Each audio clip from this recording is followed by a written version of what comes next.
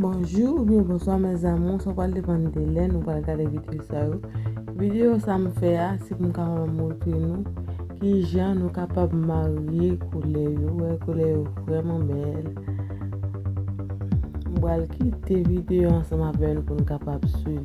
Des fois nous voyons ça nous dire que ça waouh, qui koulè me t'a mettre avec qui ça me capable marier koulè rouge là. Rouge on mettre la rose, on mettre la blanc, ouais. Quand je dis ça, à qui ça me capable de mettre verte là? Ouais.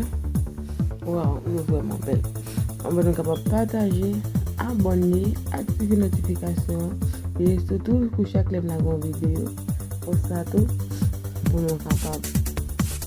Ouais.